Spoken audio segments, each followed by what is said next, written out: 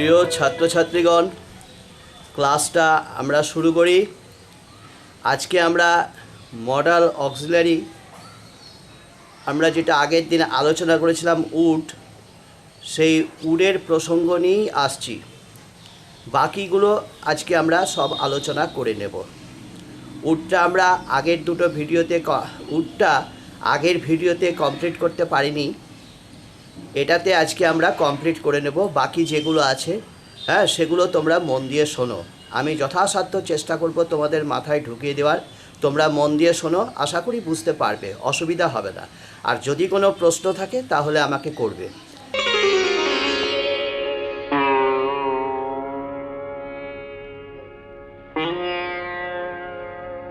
Wood has a scope to show the result or outcome of some event or activity, মানে কোনো একটা ঘটনা বা কোনো একটা কাজের যে ফলাফল, সেই ফলাফলটাকে দেখানো এটা উডের মধ্যে দিয়ে যদি কোনো কাজের ফলাফল যদি দেখায়। যেমন আমরা উদাহরণস্বরূপ আরও বলতে পারি, the city would look nice in the first light of the sun if the sun appeared and released its first rays, the city would look nice.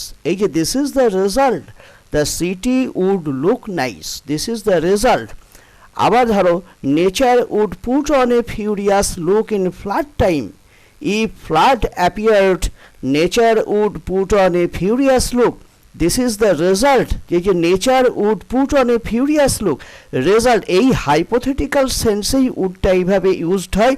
আমরা তখন আমরা বুঝতে পারি কি, যে উডটা যেন কোনো একটা অ্যাক্টিভিটি বা ইভেন্টের রেজাল্টটাকে এখানে প্রকাশ করছে। এইটা তোমরা মাথায় রেখে দিও, কেমন? যেমন ধরো, আমার ভাই একটা জামা দোকান থেকে কিনে নিয়ে এসেছে পুজোতে পরবে বলে। সামনে পুজো আসছে, পুজোতে পরবে বলে দোকান থেকে একটা জামা কিনে নিয়ে এসেছে এবং সেই জামাটা আমাকে দেখালো, আমি দেখলাম। তখন আমি তাকে বলছি, এই জামায়, এই ড্রেসে তোকে বেশ সুন্দর দেখাবে। You would look handsome with this dress. মানে if you use this dress you would look handsome, you would look handsome with this dress. এই যে একটা কাজের ফল, এইটা তুমি যদি পড়ো, এটা কাজ, তার ফলটা কী হবে? তোমার চেহারাটা সুন্দর হয়ে যাবে, এটাই ফল। তাহলে এইরকমভাবে কোনো একটা ইভেন্ট বা একটা অ্যাক্টিভিটি, তার যে রেজাল্ট বা আউটকাম যেটা আসুক না কেন, সেইটাকে আমরা সেন্টেন্সে প্রকাশ করব উড দিয়ে। উডের মধ্য দিয়ে এটাকে দেখানো যায়। তবে তোমরা মনে রেখো যে যখন উডটা এইভাবে ব্যবহৃত হয় তখন সেটা হাইপোথেটিক্যাল সেন্সে ইউজড হয়। অর্থাৎ would has a power to show the result of the activities which we expect to take place or which we imagine. যেমন you would be a fool to accept the proposal if you accept the proposal, বা if you accepted the proposal, যদি তুমি ওই প্রপোজালটা গ্রহণ করতে তাহলে you would be fool, তুমি বোকা বেনে যেতে। তাহলে you would be fool to accept the proposal। যেমন আরও একটা উদাহরণ টানা যেতে পারে, It would be expensive to stay in this hotel. If we stayed in this hotel, it would be expensive. মানে এটাই হচ্ছে হাইপোথেটিক্যাল সেন্স। অথচ এইখানটায় আমরা যে উডটা যে রেজাল্ট যে কাজ করছে, উডের মধ্য দিয়ে যে রেজাল্টটা প্রকাশিত হচ্ছে, যে ইট উড বি এক্সপেন্সিভ, যখন আমরা বলছি দিস ইজ দ্য রেজাল্ট, এটা কার result? If we stayed in this hotel, যদি আমরা এই হোটেলে থাকতাম তাহলে ইট উড বি এক্সপেন্সিভ। এই রেজাল্টটাই এখানটায় প্রকাশিত হচ্ছে।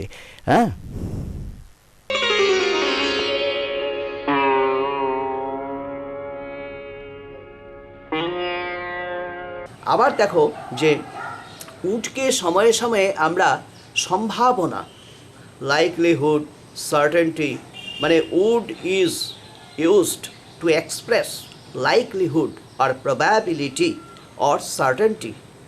সার্টেনটি নিশ্চয়তা, আর প্রবাবিলিটি সম্ভাবনা, লাইকলিহুড মানে কোনো কিছু হওয়ার সম্ভাবনা আছে। কিছুক্ষণ আগে একটা লোক তো বেরিয়ে গেল, কে এটা হতে পারে?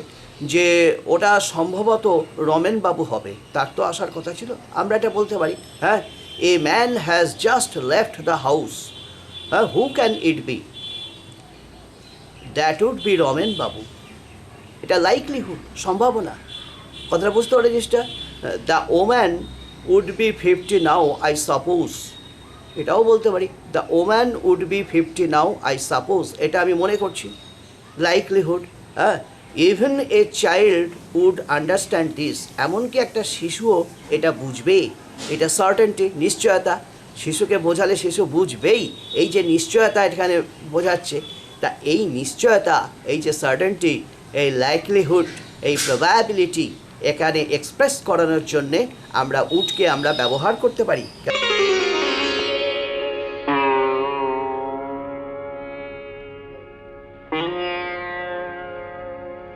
কতগুলো ভার্ব আছে যেগুলো ওপিনিয়ন রিলেটেড ভার্বস, কতগুলো ভার্ব আছে ইংরেজিতে যেগুলোকে বলে কি ওপিনিয়ন রিলেটেড ভার্বস, মতামতের। আমরা উডকে ব্যবহার করে পোলাইট ওপিনিয়নটা এক্সপ্রেস করাতে পারি, এবং সেই ক্ষেত্রে কতগুলো ভার্ব ব্যবহার করা যায়, যেমন থিঙ্ক আছে, তারপরে ইমাজিন আছে, এক্সপেক্ট আছে, গেস আছে, সে আছে।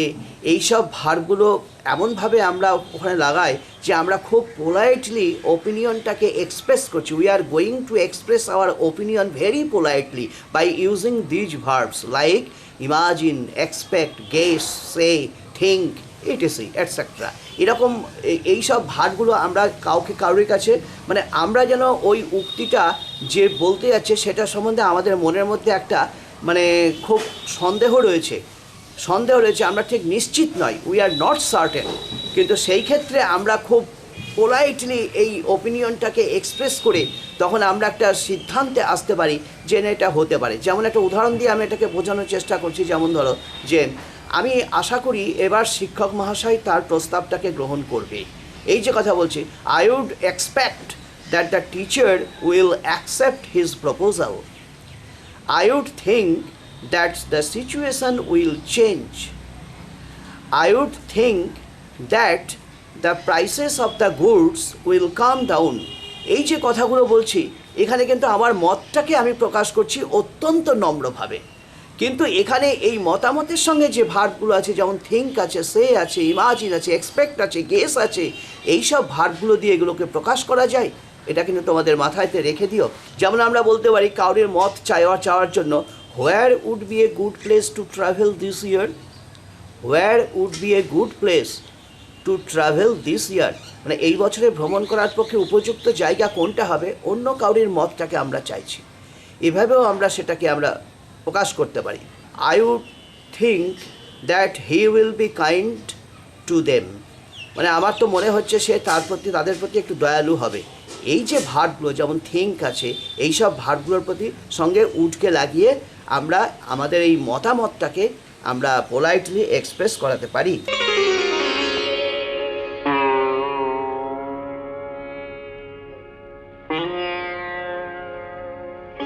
কোশ্চেন ওয়ার্ড হোয়াই, এই হোয়াইয়ের পরে আমরা উড এটাকে ব্যবহার করি, হোয়াইয়ের পরে উডকে আমরা ব্যবহার করি, হ্যাঁ, এবং সেইটাকে কেন ব্যবহার করি, মানে we normally use would after the interrogative word why to know the reason behind someone's performance, কারোর যে পারফরমেন্স আছে তার পেছনে যে কী কারণটা, সেই কারণটাকে জানার জন্যে আমরা কখনো কখনো হোয়াই এই ইন্টারোগেটিভ প্রোনাউনের পরে উডটাকে আমরা ব্যবহার করতে পারি।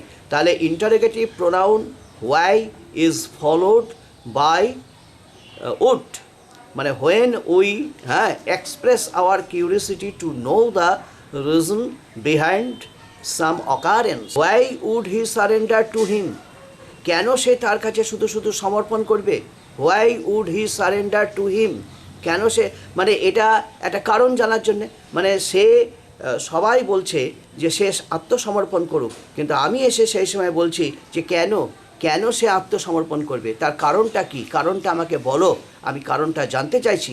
এইখানে সেইটা হোয়াই দিয়ে, why would he surrender to all, why would he surrender to all, তখন সকলের কাছে সে সমর্পণ করবে কেন, কোন যুক্তি আছে, সেই কারণটা আমাকে বলো, টেল মি দ্য রিজন, এই ভাবটাই বোঝাচ্ছে। Why would the teacher suspend the class, শিক্ষক মহাশয় ক্লাসটাকে কেন বন্ধ করবেন, why would the teacher suspend the class, why would they expect you to know that, এটাও আমরা বলতে পারি।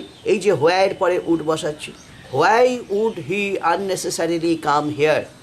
তা এই যে আমরা হোয়াইয়ের পরে উড বসিয়ে আমরা কাউরের যে পারফরমেন্স যেটা হচ্ছে তার পেছনে যে কী কারণটা আছে সেই কারণটা আমরা জানতে পারি, আমরা নিশ্চিত হতে পারি এর পেছনে মূল কারণটা কী।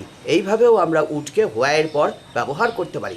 কিন্তু আবার দেখো যে হোয়াইয়ের পরে উডকে আমরা ব্যবহার করব, কিন্তু এতক্ষণ পর্যন্ত আমরা সেকেন্ড এই যে তোমার ওই ইউটা ব্যবহার করেছি, হ্যাঁ, সেকেন্ড পারসন যেটা ইউটা আমরা ব্যবহার করছি। কিন্তু ফার্স্ট পারসন যদি উডের পরে থাকে, হোয়াই তারপরে উড তারপরে যদি ফার্স্ট পারসন দিই আই বা উই, এইটা যদি থাকে তখন আমরা বুঝবো যে এইটা যেন কোনো একটা কেউ অভিযোগ করছে যে এটা তোমার ঠিক নয়। তখন আমি জোরপূর্বক তাকে প্রতিবাদ করছি যে এটা তো এরকম হওয়া উচিত নয়, মানে এটা তুমি যে অভিযোগটা আমার কাছে করতে আসছো এটা গ্রাউন্ডলেস, বেসলেস, এর পেছনে কোনো রিজন নাই।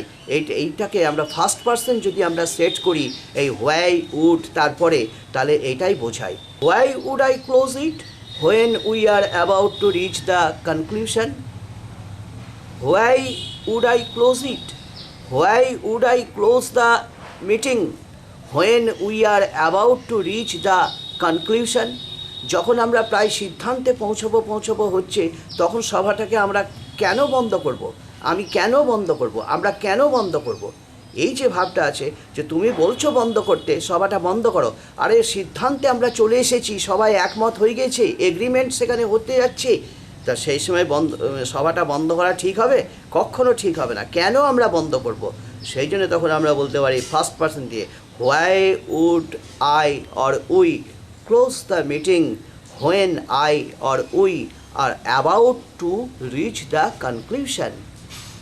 When we are about to reach the conclusion, when I am about to reach the conclusion, when we are about to reach the conclusion, why would I stop the meeting?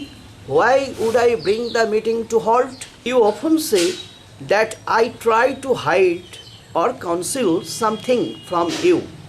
But why would I try to hide? Why would I try to hide it? তোমার অ্যাকিউজেশন যেটা তুমি আমাকে বলছো কিছু একটা লুকোচ্ছে, এটা তোমার অভিযোগটা বেসলেস, গ্রাউন্ডলেস, এটাকে আমি মানতে পারি না। সেই জন্য আমরা why would I try to hide something from you?